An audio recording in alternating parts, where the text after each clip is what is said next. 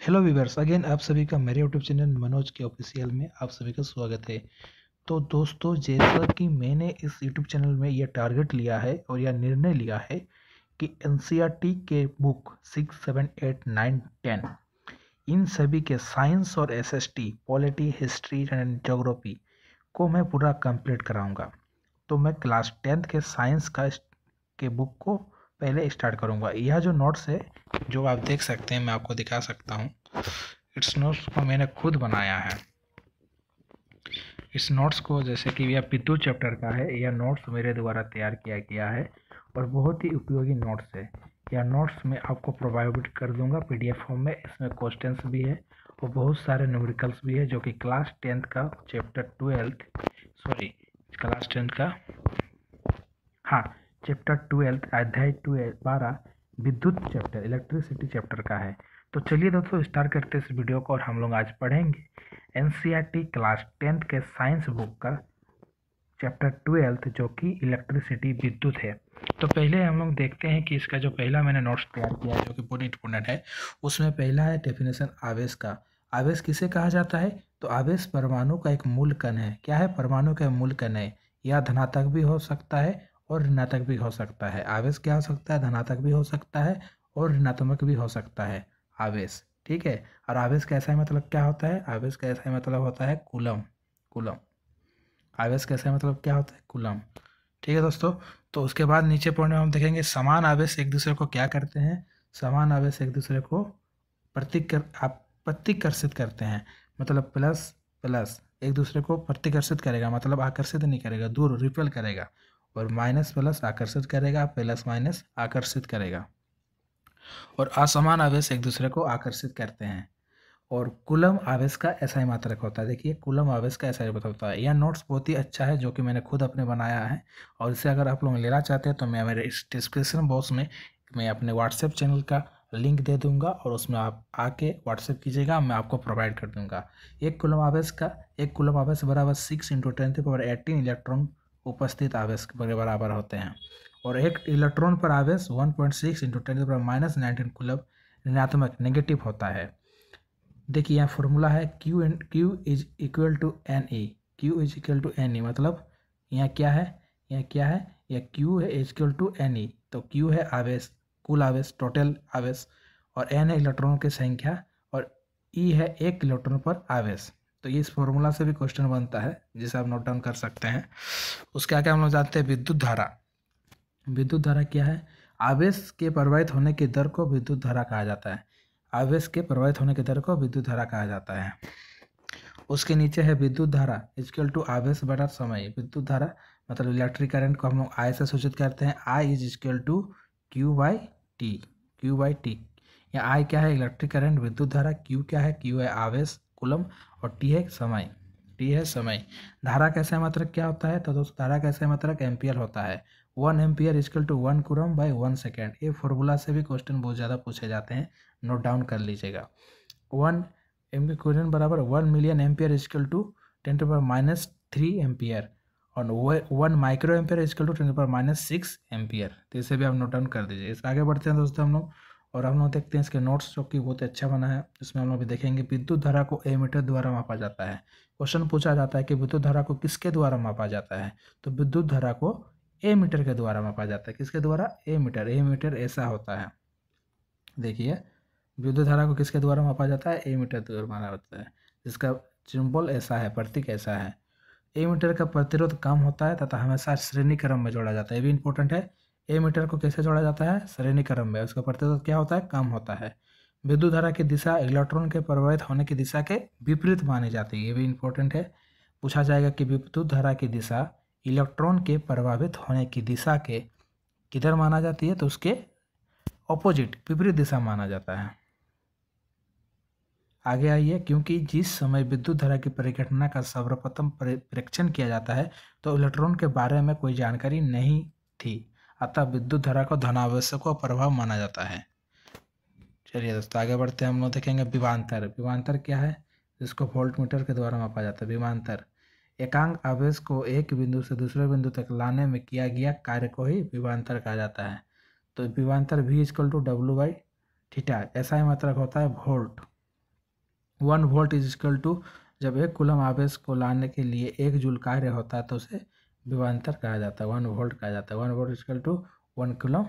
Volt metre क्या है? तो वोल्ट मीटर विभवांतर को मापने की युक्ति, इसका प्रतिरोध ज़्यादा होता है तथा इसे हमेशा किस क्रम में जोड़ा जाता है? तो पार्सम क्रम में। पार्सम क्रम मतलब जिसे ए मीटर को हम लोग देखें श्रेणी क्रम में जोड़ा जाता है, और इसमें पार्सम मतलब समांतर क्रम, पैरेलल क्रम में जोड़ा जाता है। उसके आगे वोल्ट मीटर का प्रतीक देखिए ऐसा है, और ए मीटर के ऊपर हम लोग देखे थे। सेल क्या है? यह एक सरल युक्ति है जो विभवांतर को बनाए रखती है। विद्युत धारा हमेशा उच्च विभवांतर से निम्न विभवांतर की तरफ प्रभावित होती है। और विद्युत परिपथ में सामान्यतः उपयोग होने वाले कुछ अवयव के प्रतीक हम लोग देखेंगे। जैसे विद्युत सेल का प्रतीक कैसा है? तो विद्युत सेल का प्रतीक ऐसा है। बैटरी या तरह सेलों का जो संयोजन होता है, इसको जोड़ते हैं तो प्लस माइनस ऐसा रहता है। खुली प्लग कुंजी अथवा स्विच का सिंबल प्रतीक ऐसा है। बंद प्लग कुंजी अथवा स्विच का सिंबल प्रतीक ऐसा है। तार संधि का ऐसा है।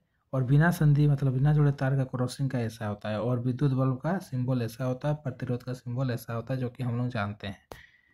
इसके आगे हम लोग देखेंगे पार्श्व प्रतिरोध, मतलब जो पैरेलल क्रम में जुड़ा रहता है, और उसका सिंबल ऐसा होता है। ए मीटर का सिंबल हम लोग देख लिए ऊपर, और वोल्ट मीटर का भी देखें। ए मीटर को किस क्रम में जोड़ा जाता है? श्रेणी क्रम में। वोल्ट मीटर को समांतर क्रम में।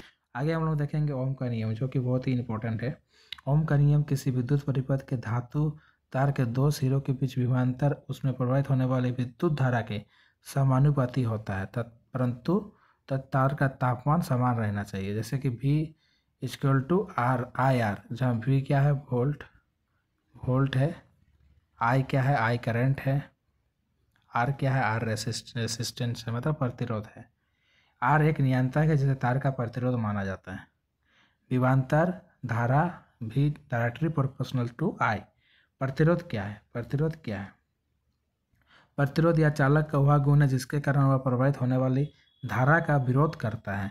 मतलब किसी भी चालक में जब धारा प्रवाहित होता है उसको रोकने का काम करता है। जैसे इसका ऐसा ही मात्रक ओम होता है। 1 ohm equal to 1 volt by 1 ampere. ठीक है।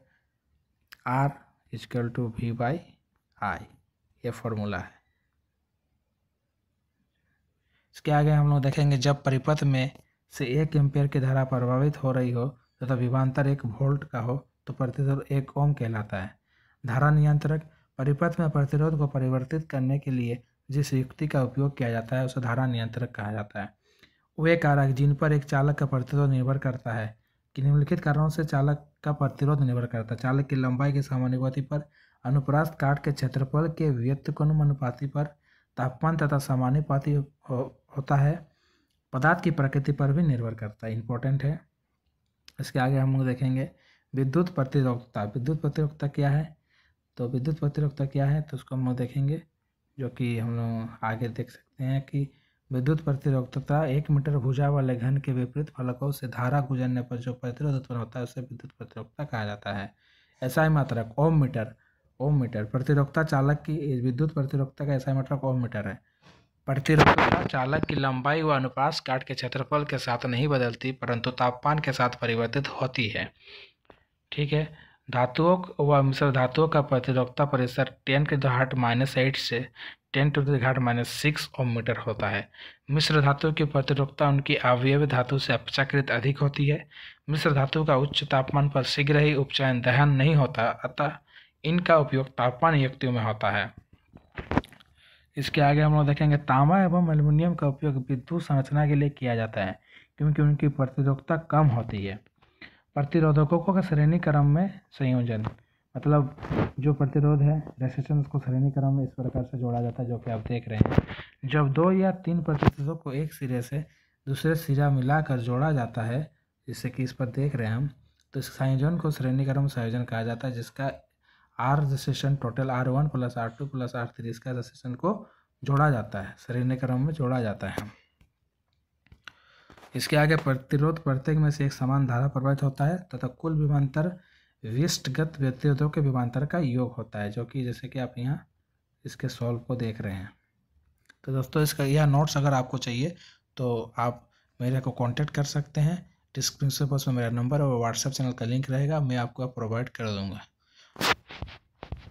इसके आगे हम लोग देखेंगे आता एकल तुल्य प्रतिरोध सबसे बड़े व्यक्तिगत प्रतिरोध से बड़ा है। पार्श्व क्रम में संयोजित प्रतिरोध मतलब समांतर क्रम में, पैरेलल क्रम में, तो आप देख सकते हैं कि पैरेलल क्रम में इस प्रकार का होता है, R1 R2 नीचे एक दूसरे का होता है।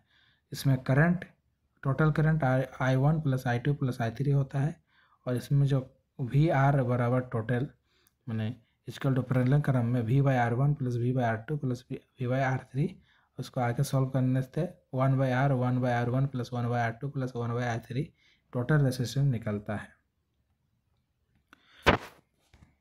और इसमें देखा जाए तो एकल तुल्य प्रतिरोध का व्युत्क्रम पृथक होता है, प्रतिरोधों के व्युत्क्रमों के योग के बराबर होता है, जैसा कि आप यहाँ देख रहे हैं। श्रेणी क्रम में संयोजन की तुलना में पार्श्व क्रम संयोजन के लाभ। तो पार्श्व क्रम में क्या लाभ होता है, तो श्रेणी क्रम संयोजन में जब एक अवयव खराब हो जाता है तो पूरा परिपथ ही टूट जाता था, कोई भी अवयव काम नहीं करता। एक लॉस है श्रेणी क्रम का। अलग अलग अवयव में अलग अलग धारा की जरूरत होती है, यह गुण श्रेणी क्रम में उपयुक्त नहीं होता है क्योंकि श्रेणी क्रम में धारा एक जैसी रहती है। ठीक है, पार्श्व क्रम संयोजन में प्रतिरोध कम रहता है, इसीलिए पार्श्व क्रम बहुत अच्छा है, अच्छा माना जाता है। विद्युत धारा का तापीय प्रभाव। विद्युत धारा का तापीय प्रभाव को देखेंगे तो यदि एक विद्युत परिपथ में विशुद्ध रूप से प्रतिरोधक है तो स्रोत की ऊर्जा पूर्ण रूप से ऊष्मा के रूप में क्षयित होती है। क्या बोल रहा, यदि एक विद्युत परिपथ में विशुद्ध रूप से प्रतिरोधक है तो स्रोत की ऊर्जा पूर्ण रूप से ऊष्मा के रूप में क्षयित होती है, इसे विद्युत धारा का तापीय प्रभाव कहा जाता है। इसका फॉर्मूला है जो ऊर्जा इक्वल टू शक्ति इंटू समय, H equal to P into T. H equal to P के बराबर शक्ति के बराबर VI into T. H equal to I square I square RT। P equal to VI होता है, V इक्वल टू IR, और H उष्मा है। हम लोग देख लिए फॉर्मूला। इस फॉर्मूला को आप, ये इंपॉर्टेंट फॉर्मूला है हीट का, इसको नोट डाउन कर लीजिए। चलिए आगे बढ़ते हैं। आगे हम लोग देखेंगे तो उत्पन्न ऊर्जा उष्मा इक्वल टू I स्क्वायर जहाँ करंट RT होता है। जूल का विद्युत धारा का तापन नियम। इस नियम के अनुसार किसी प्रतिरोध में उत्पन्न उष्मा विद्युत धारा के वर्ग के समानुपाती होता है, प्रतिरोध के समानुपाती होता है, विद्युत धारा के प्रभावित होने वाले समय के समानुपाती होती है। तीसरा पॉइंट, इसके बाद दिया गया है तापन प्रभाव हीटर, प्रेस आदि में वांछनीय होता है परंतु कंप्यूटर, मोबाइल आदि में अवांछनीय होता है। विद्युत बल्ब में अधिकांश शक्ति उष्मा के रूप में प्रकट होती है तथा कुछ भाग प्रकाश के रूप में उत्सर्जित होती है। विद्युत बल्ब का तंतु टंगस्टन का बना होता है। इंपॉर्टेंट है, किसका बना होता है, टंगस्टन का बना होता है। यह उच्च तापमान पर विकसित नहीं होता है। इसका गलनांक 3380 डिग्री सेल्सियस होता है, जो कि बहुत ज़्यादा है। बल्बों में रासायनिक दृष्टि से अक्रिय गैस नाइट्रोजन तथा आर्गन गैस भरी होती है, जिससे तंतु की आयु में वृद्धि होती है। इन्हीं कारणों से टंगस्टन का उपयोग किया जाता है। इसके बाद हम लोग देखेंगे कि विद्युत शक्ति, इलेक्ट्रिक पावर, ऊर्जा की उपभोक्त होने की दर को ही विद्युत शक्ति कहा जाता है। विद्युत शक्ति equal to P equal to V into I, या वोल्टेज करंट है। P equal to I square R या V स्क्वायर बाई R, ये भी हो सकता है। इन फॉर्मूला को हम नोट डाउन कर लीजिएगा। विद्युत शक्ति का एसआई मात्रक क्या होता है, तो विद्युत शक्ति का एसआई मात्रक वाट होता है। 1 वाट 1 वोल्ट इंटू 1 एम्पियर। ऊर्जा का व्यवहारिक मात्रक किलोवाट घंटा होता है। एक हॉर्स पावर बराबर कितना होता है, बताइए आंसर कमेंट बॉक्स में। एक हॉर्स पावर बराबर कितना होता है, 1 HP बराबर कितना होता है, इसको बताइए आंसर में। और 1 किलोवाट इक्वल टू आप देख सकते हैं कि 3.6 × 10⁻6 जूल होता है। 1 किलोवाट विद्युत ऊर्जा की एक यूनिट है।